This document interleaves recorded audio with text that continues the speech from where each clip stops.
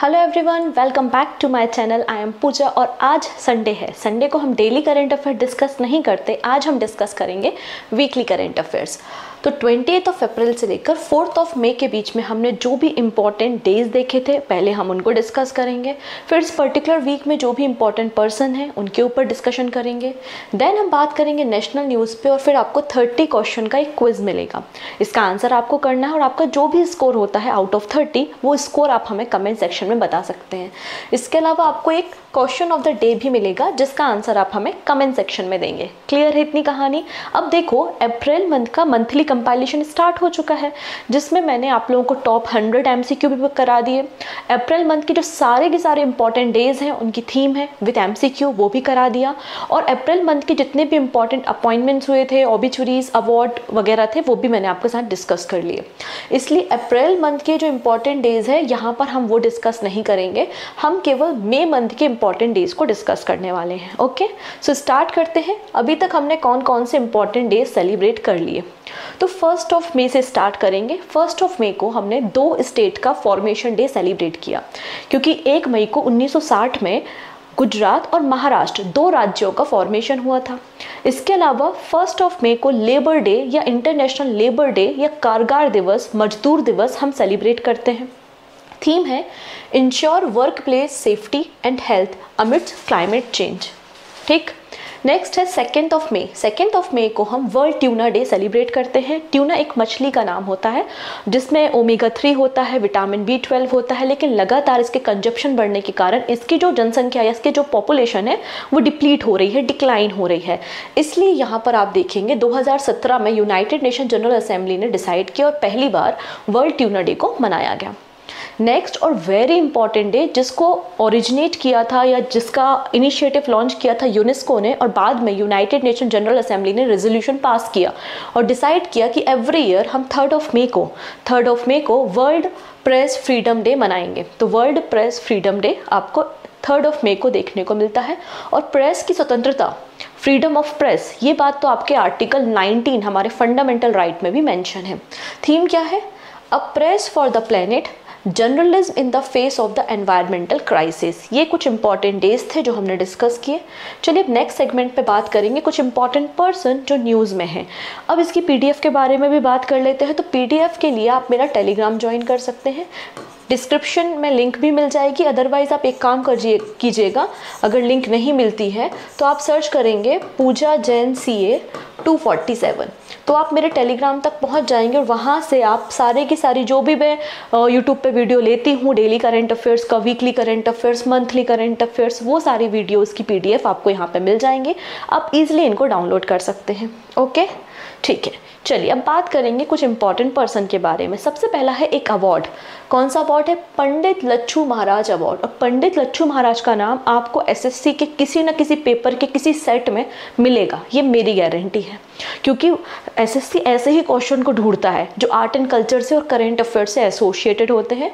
तो पंडित लच्छू महाराज का रिलेशन आपको देखने को मिलेगा कथक से है। और हर साल की तरह इस साल भी 31 अगस्त को लखनऊ उत्तर प्रदेश में 10 लोगों को 10% को पंडित लच्छू महाराज अवार्ड दिया जाएगा। ठीक है, अब वो 10 लोग कौन हैं वो आप यहाँ पर स्क्रीन पे देखेंगे। पहले पर्सन है उमा शर्मा जिनको 2015 के लिए अवार्ड दिया जाएगा, कथक से एसोसिएटेड है। अगला नाम उमा डोगरा 2017 के लिए दिया जाएगा, कथक से एसोसिएटेड है। हेमा मालिनी और आप देखेंगे सायरा बानो, तो हेमा मालिनी को 2018 के लिए और सायरा बानो को 2019 के लिए पंडित लच्छू महाराज अवार्ड दिया जाएगा। फिर आपको यहाँ पे एक और पर्सन देखने को मिलेगी, नाम है संध्या पुरीचा। ये चेयरमैन है संगीत नाटक अकादमी की और ये भरतनाट्यम से एसोसिएटेड है। इनको 2018 के लिए अवार्ड दिया जाएगा। ठीक है, एंड लास्ट में आप 2024 का अवार्ड देखेंगे, जयपुर से है, कथक से एसोसिएटेड है, नाम है पंडित राजेंद्र गंगानी। इनको भी पंडित लच्छू महाराज अवार्ड दिया जाएगा। डन इतनी चीज़ें। चलिए अगला जो नाम न्यूज़ में है वो है सना का। सना एक AI न्यूज़ एंकर है और ये इंडिया टुडे ग्रुप की न्यूज़ एंकर है। रिसेंटली ग्लोबल मीडिया अवार्ड बांटे गए हैं लंदन में, तो इनको 2 अलग अलग कैटेगरी में अवार्ड मिला है। कौन कौन सी कैटेगरी है?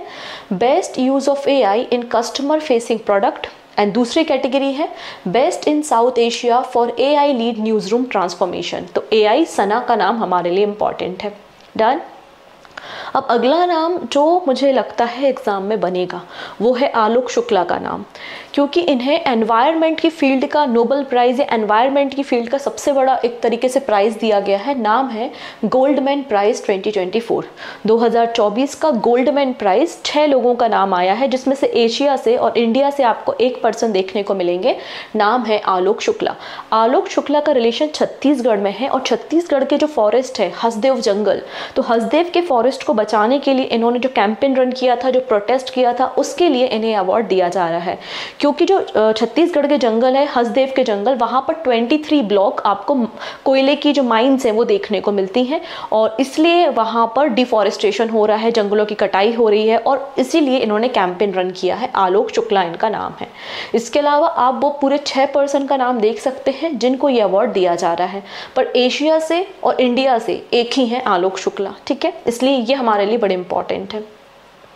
अगला नाम आता है युवराज सिंह का, और अपकमिंग जो ICC men's T20 world cup होने वाले हैं, कहाँ पर, यूएसए और वेस्ट इंडीज़ में, तो उसके लिए इन्हें ब्रांड एम्बेसडर बनाया गया है। यही नहीं है, इसके अलावा उसेन बोल्ट है और क्रिस गेल है, और वो तीनों पर्सनालिटी मिलके ICC men's T20 world cup के एम्बेसडर होंगे, और ये 9th एडिशन होने वाला है जिसमें 20 टीम पार्टिसिपेट करेंगी। ठीक है, और यूएसए और साउथ अफ्रीका की जो टीम है उसके लिए स्पॉन्सर कौन है, अमूल है। ठीक, नेक्स्ट अब बात करेंगे, ये है Abhay Sharma. Abhay Sharma former Indian cricketer हैं, ये रेलवे के लिए खेला करते थे। रिसेंटली युगांडा ने अपना जो आईसीसी अभी T20 वर्ल्ड कप होने वाला है ना, तो युगांडा ने अपनी टीम के लिए हेड कोच अपॉइंट किया है अभय शर्मा को। अगला नाम किसका आता है, गीना जस्टिस का आता है। गीना जस्टिस एक टीचर है, ठीक है, और आपका सोशल सर्विस से भी एसोसिएटेड है, केरला से बिलोंग करती है, लेकिन 2005 से कहाँ पर है, यूएई में है। ठीक है, तो इनका टीचिंग फील्ड के लिए इन्हें 2024 कैम्ब्रिज डेडिकेटेड टीचर अवार्ड दिया जा रहा है for middle east and north Africa reason. ठीक, अगले पर्सन कौन है, इनका नाम है कृष्णा ईला, और इन्हें IBMA का नया प्रेसिडेंट बनाया गया है। IBMA क्या होता है, तो IBMA का मतलब है इंडियन वैक्सीन मैन्युफैक्चरर एसोसिएशन, जिसका फॉर्मेशन 2010 में हुआ था। बेसिकली इस बॉडी का मकसद होता है कि इंडिया के अंदर वैक्सीनेशन को अफोर्डेबल प्राइस में देना और वैक्सीन को मैन्युफैक्चर करना, वैक्सीन की फील्ड में रिसर्च वर्क करना। तो 2 सालों के लिए 2024 से 2026 के लिए बेसिकली कृष्णा ईला को प्रेसिडेंट बनाया गया है IBMA Indian vaccine manufacturing association का।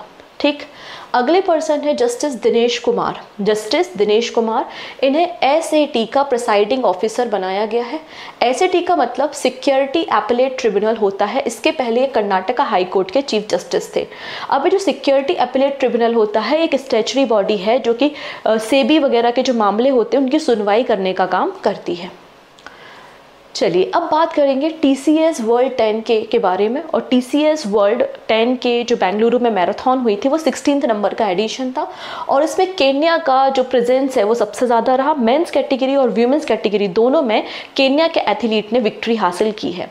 तो यहाँ पर आप देख सकते हैं केन्या के रनर हैं जिनका नाम है पीटर मवानिकी, और वहीं वीमेंस कैटेगरी में लीनियान कैसेट, इन दोनों ने यहाँ पर टाइटल जीता है।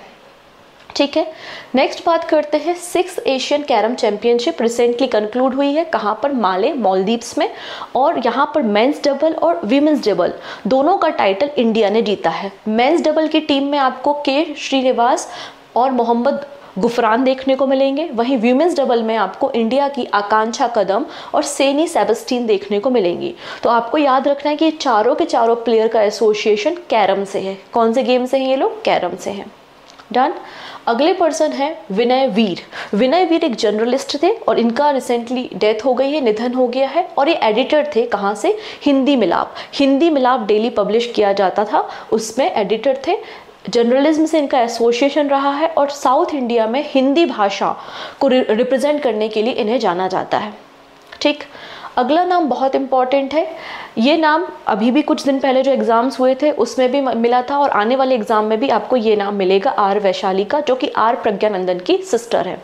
ठीक है, रिसेंटली फिडे ने इन्हें ग्रैंड मास्टर का टाइटल दिया है, और ग्रैंड मास्टर का टाइटल पाने वाली ये 3rd नंबर की वीमेन हो गई है, थर्ड नंबर की आपकी चेस प्लेयर देखने को मिलेंगी फीमेल कैटेगरी में, ठीक है।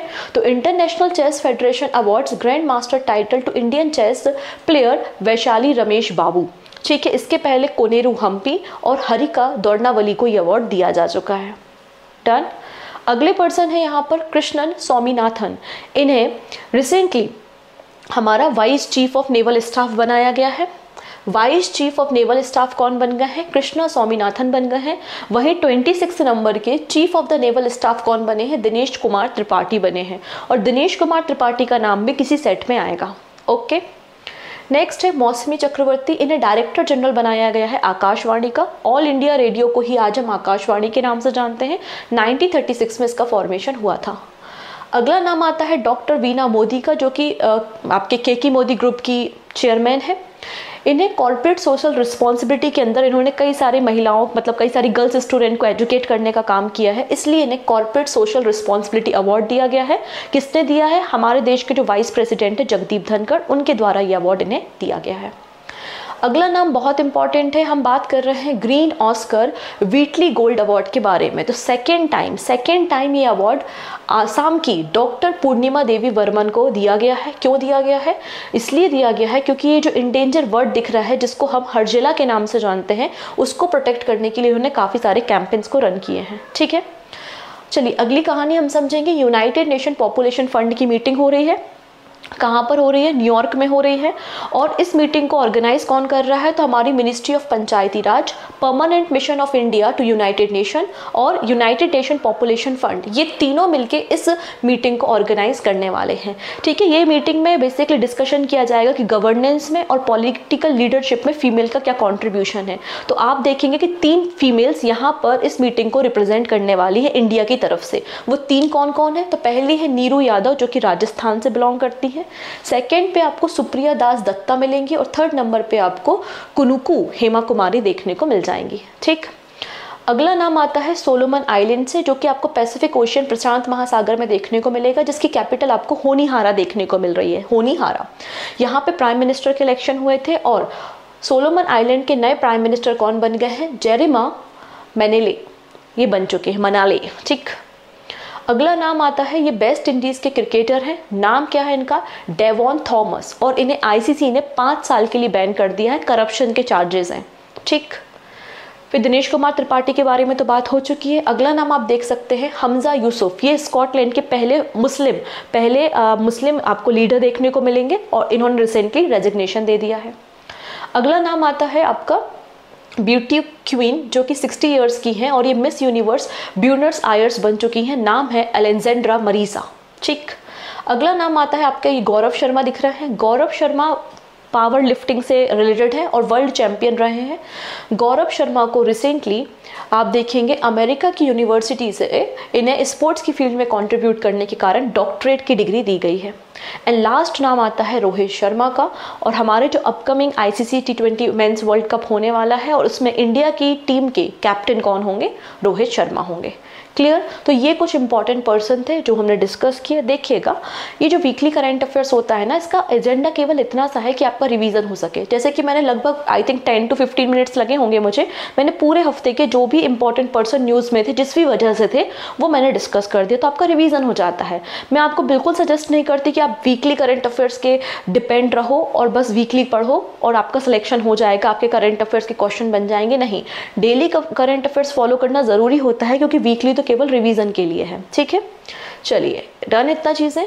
और वीडियो पसंद आता है, यूज़फुल लगता है, तो मैं आप लोगों से हमेशा की तरह रिक्वेस्ट करूँगी कि वीडियो को ज़्यादा से ज़्यादा शेयर करो।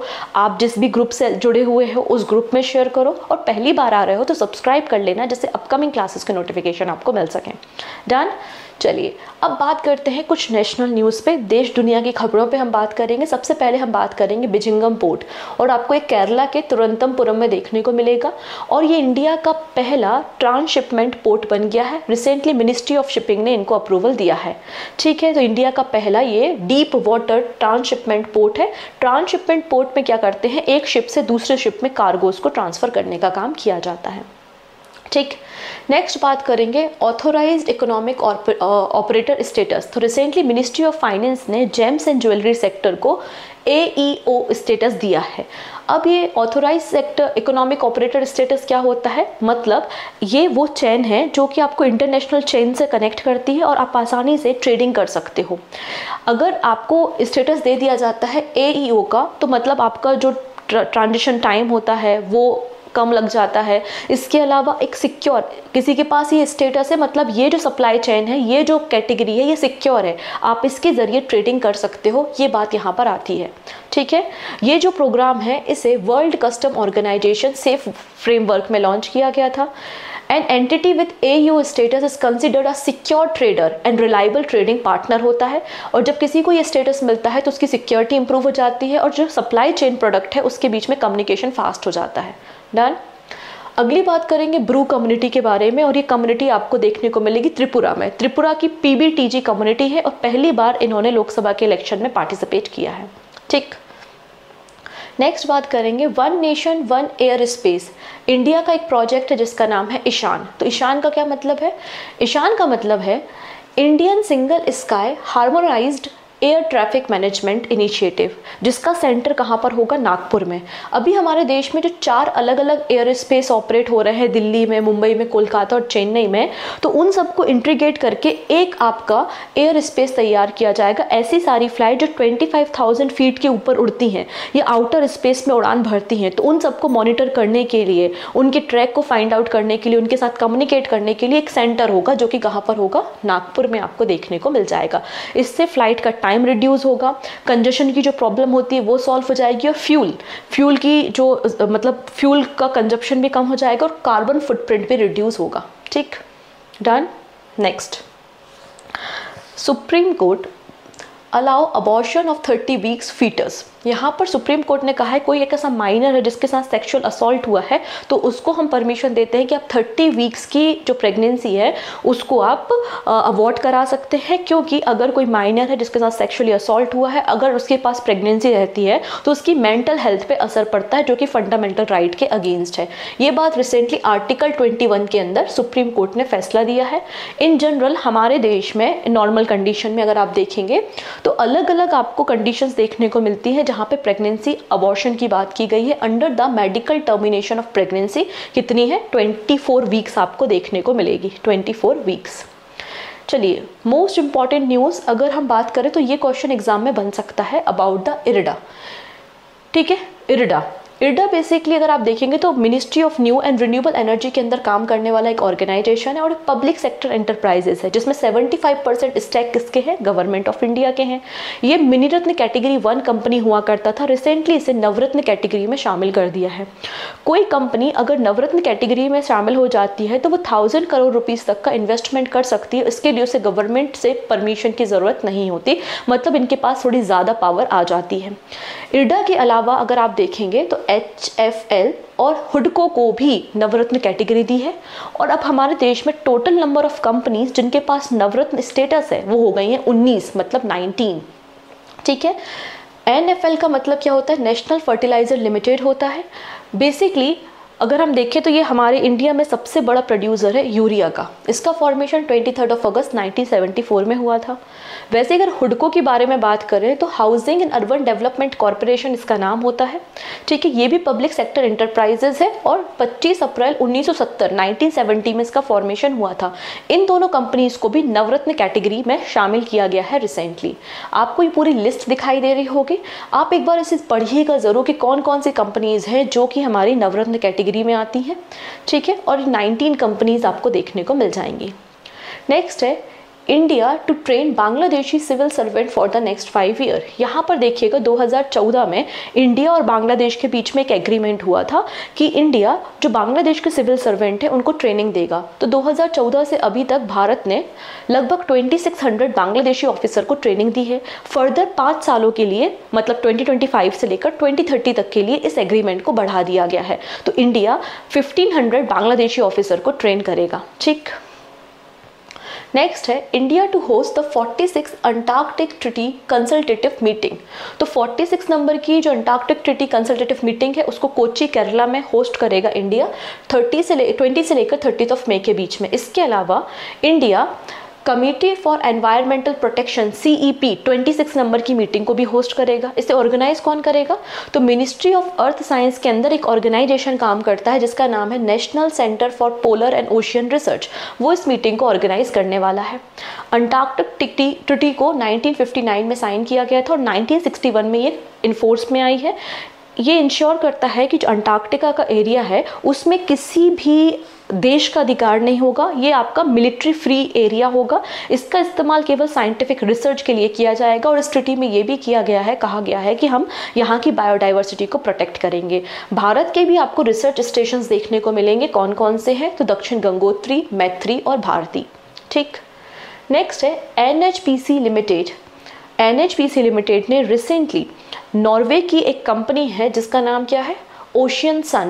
ओशियन सन के साथ एक MOU साइन किया है और NHPC एक फ्लोटिंग सोलर पावर प्रोजेक्ट को लॉन्च करेगी with the help of Norway company. ठीक, नेक्स्ट है इंडियन आर्मी और पुनीत वालन ग्रुप ने रिसेंटली पुणे में इंडिया का पहला कॉन्स्टिट्यूशन पार्क को इनॉग्रेट किया है। तो कॉन्स्टिट्यूशन पार्क कहाँ पे बनाया गया है? पुणे में बनाया गया है। नेक्स्ट है Gandhi Sagar wildlife sanctuary, second home है हमारे चीतास का और यहाँ पर बहुत जल्दी 5 to 8 चीतास को लाया जाएगा Gandhi Sagar wildlife century में। तो एनवायरनमेंट कैसा है, चीता की ब्रीडिंग करने के लिए सही है या नहीं है, उस बात को चेक करने के लिए साउथ अफ्रीका से डेलीगेशन आया हुआ है Gandhi Sagar wildlife century, जो कि मध्य प्रदेश में आपको मिलेगी। इसके बीच में से आपको चंबल नदी जाती हुई दिखाई देगी। ठीक है, डन। तो ये थे हमारे कुछ नेशनल इवेंट्स जो इंपॉर्टेंट थे, जो मैंने आपके साथ डिस्कस कर लिए। अब बात करेंगे 30 क्वेश्चन के क्विज पे, इनका आंसर आप हमें करेंगे। ठीक, पहला क्वेश्चन क्या है? Project Nilgiri tahr recently seen in the news, it is an initiative launch by which state government. तो नीलगिरी ताहर किसका इनिशिएटिव है? तो ये केरला और तमिलनाडु का बेसिकली यहाँ पर दोनों मिलके सेंसस कराने वाले हैं, लेकिन जो प्रोजेक्ट नीलगिरी ताहर है वो तमिलनाडु का है। नीलगिरी ताहर अगर आप देखेंगे तो ये तमिलनाडु का स्टेट एनिमल भी है। तो ऑप्शन नंबर A बिल्कुल करेक्ट हो जाएगा। हर्षित कुमार, रिसेंटली इन्हें गोल्ड मेडल मिला है 21st under 20 Asian athletic championship में। पूछा गया है कि हर्षित कुमार का रिलेशन किस गेम से है, कौन सा गेम ये खेलते हैं? तो इनका रिलेशन आपको हैमर थ्रो से मिलेगा। ऑप्शन B बिल्कुल करेक्ट है। नेक्स्ट है वो कौन सी कंट्री है जिसने एक बिल पास किया है और यूक्रेन को $61 बिलियन का मिलिट्री एड प्रोवाइड किया जाएगा? तो USA ने इस बिल को पास किया है। ऑप्शन D बिल्कुल करेक्ट है। नेक्स्ट है which Indian cricketer has been named ICC men's T20 world cup 2024 ambassador. तो कौन बने हैं? युवराज सिंह बने हैं। ठीक है, ये तो बड़ा आसान सा क्वेश्चन हो गया। नेक्स्ट है who has been appointed as the director of ministry of housing and urban affairs. तो डायरेक्टर कौन बन गए हैं? आंसर हो जाएगा यहाँ पर option number D, Sunil Kumar Yadav. अब एक बुक है, बुक का टाइटल है द विनर्स माइंडसेट। इस बुक के ऑथर कौन है? तो इस बुक के ऑथर आपको सैम वॉटसन देखने को मिलेंगे, सैम वॉटसन। ऑप्शन D बिल्कुल करेक्ट है। नेक्स्ट है इन्वेस्ट इंडिया की रिपोर्ट के अनुसार इंडिया का ई-कॉमर्स मार्केट 2030 तक कितना हो जाएगा? इंडिया का ई-कॉमर्स मार्केट 2030 तक कितना हो जाएगा? आंसर है 325 बिलियन डॉलर। ऑप्शन C बिल्कुल करेक्ट है। ठीक है, नेक्स्ट है किस IIT ने रिसेंटली एक 3D printed dummy ballot unit को लॉन्च किया था, जो कि आपकी स्टार्ट से बनी थी, इको फ्रेंडली थी? आंसर हो जाएगा IIT गुवाहाटी। ठीक है, नेक्स्ट है रिजर्व बैंक ऑफ इंडिया ने जो FPI इन्वेस्टमेंट की लिमिट है, कहाँ पर? गवर्नमेंट सिक्योरिटी खरीदने में, स्टेट गवर्नमेंट सिक्योरिटी को खरीदने में या कॉर्पोरेट बॉन्ड को खरीदने में, उसको अनचेंज रखा है। आपसे पूछा जा रहा है कि FPI इन्वेस्टमेंट की लिमिट क्या है। तो देखेंगे गवर्नमेंट सिक्योरिटी में ये लिमिट आपको 6% मिलेगी, स्टेट गवर्नमेंट की सिक्योरिटी में आपको 2% मिलेगी और कॉर्पोरेट बॉन्ड में ये लिमिट आपको 15% की देखने को मिलती है। ऑप्शन D बिल्कुल करेक्ट है। पंडित लच्छू महाराज अवार्ड 2024 के लिए किसे दिया गया है? याद करो, टेबल में लास्ट था जयपुर कथक, पंडित राजेंद्र गंगानी। नेक्स्ट है विच media company AI news anchor Sana has won the international news media association 2024 global media award. तो सना आपको पता है इंडिया टुडे की आपको एंकर देखने को मिल जाएंगी। नेक्स्ट है रिसेंटली IVMA का नया प्रेसिडेंट किसे बनाया गया है 2 सालों के लिए? तो आंसर हो जाएगा यहाँ पे कृष्णा एम ईला। नेक्स्ट है, रिसेंटली किस ऑर्गेनाइजेशन ने सैंक्शन किया है कि आप GI प्रोडक्ट को इवैल्यूएट करो? क्या है इनका इम्पैक्ट? अगर आप किसी प्रोडक्ट को GI टैग देते हो तो उसकी मार्केट वैल्यू में क्या असर हो रहा है, इंटरनेशनल मार्केट में क्या इफेक्ट हो रहा है, तो उस इम्पैक्ट को आप एनालिसिस करो। इसके लिए एक प्रोजेक्ट सैंक्शन किया है, किसने? नाबार्ड ने। Option C. Ishaq Dar recently deputy prime minister बने हैं किस कंट्री के? तो ये पाकिस्तान के नए डिप्टी प्राइम मिनिस्टर बन गए हैं। ठीक। नेक्स्ट है, chief vigilance officer Jawaharlal Nehru port authority के किसे अपॉइंट किया गया है? तो आंसर है Manoj Kumar. Who was recently awarded the title of Grand Master by the International Chess Federation? So International Chess Federation ने ग्रैंड मास्टर टाइटल किसे दिया है? आर वैशाली को दिया है। नेक्स्ट है, vice chief of the Indian navy कौन बन चुके हैं? इंपॉर्टेंट क्वेश्चन है। आंसर है कृष्णा स्वामीनाथन। ठीक, ऑप्शन ए। नए डायरेक्टर DPIIT के किसे अपॉइंट किया गया है? तो DPIIT के नए डायरेक्टर आपको प्रतिमा सिंह देखने को मिल जाएंगी। रिसेंटली किस इंडियन कंपनी ने नॉर्वे की एक फर्म के साथ MOU साइन किया है फ्लोटिंग सोलर पावर टेक्नोलॉजी के लिए? तो आंसर है NHPC लिमिटेड। इंडिया अपकमिंग मतलब 2025 में जो बैडमिंटन वर्ल्ड जूनियर चैंपियनशिप होने वाला है उसको होस्ट करेगा किस शहर में? तो आंसर हो जाएगा आसाम के गुवाहाटी में, और पहली बार 2008 में पुणे में इसको होस्ट किया गया था। ऑप्शन सी बिल्कुल करेक्ट है। नेक्स्ट है, इंडिया ने रिसेंटली किस कंट्री के साथ एक एग्रीमेंट साइन किया है 5 ईयर्स के लिए 2025 टू 2030? वहाँ के सिविल सर्विस पर्सनल को ट्रेनिंग प्रोवाइड करेगा। आंसर है बांग्लादेश। नेक्स्ट है, 2024 का गोल्डमैन प्राइज फ्रॉम एशिया किसे दिया गया है? तो फ्रॉम एशिया किसे दिया है? आलोक शुक्ला को। Option C. India 46 Antarctic treaty consultative meeting और 26 मीटिंग ऑन एनवायरमेंटल प्रोटेक्शन को होस्ट करेगा किस शहर में? आंसर है कोची, केरला में। डन। फिर है हितेश सेठिया, इन्हें रिसेंटली 3 सालों के लिए MD एंड CEO अपॉइंट किया गया है किस कंपनी का? आंसर है जियो फाइनेंशियल सर्विस का नया MD एंड CEO बन गए हैं हितेश सेठिया। डन। नेक्स्ट, वो कौन सा देश है जिसने रिसेंटली अपना चैंग-ई 6 लूनर मिशन को लॉन्च किया है, जो कि मून के अराउंड चक्कर लगाएगा और सैंपल को कलेक्ट करेगा, जिसमें पाकिस्तान के भी एक सैटेलाइट को भेजा जा रहा है? आंसर हो जाएगा चाइना। रिसेंटली किस IIT ने पेटेंट ग्रांट किया है फॉर कॉस्ट इफेक्टिव इन्वर्टर को बनाने के लिए? तो आंसर है IIT पटना। नेक्स्ट है, which company will be the lead arm sponsor for USA cricket team in the ICC men's T20 world cup? तो आंसर है अमूल। ये तो हमने स्टार्टिंग में ही डिस्कस कर लिया था। नेक्स्ट है, NPCI इंटरनेशनल पेमेंट लिमिटेड ने रिसेंटली एक एग्रीमेंट साइन किया है किसी देश के बैंक के साथ, और एक UPI की तरह ही इंस्टेंट पेमेंट एप्लीकेशन को डेवलप करेगा। ठीक है, तो आंसर हो जाएगा यहाँ पे bank of Namibia. Option B. Next है, रिसेंटली नेशनल जूट बोर्ड के सेक्रेटरी कौन बन गए हैं? तो सेक्रेटरी आपको देखने को मिलेंगे option number A, Shashi Bhushan Singh. Done. Recently India ने जो विंडफॉल टैक्स था पेट्रोलियम ऑयल पे, उसको रिड्यूस कर दिया है। पहले windfall tax 9600 rupees metric ton था। अब आपसे पूछा जा रहा है अब नया विंडफॉल टैक्स क्या हो गया है? तो आंसर हो जाएगा 8400 रुपीज़। ऑप्शन नंबर डी बिल्कुल करेक्ट है, 1 मई से इफेक्ट में है। And this is question of the day. Ayushman Bharat दिवस हम कब सेलिब्रेट करते हैं, आप बताएंगे। इसके अलावा आप ये भी बताएंगे कि आयुष्मान भारत योजना को कब लॉन्च किया गया। ये दोनों क्वेश्चंस के आंसर आप हमें बताएंगे कमेंट सेक्शन में। बाकी सारी बातें हम नेक्स्ट वीडियो में करेंगे, करेंट अफेयर्स के वीडियो में करेंगे। तो कनेक्ट रहिएगा हमारे साथ। मिलते हैं नेक्स्ट वीडियो में। Take care.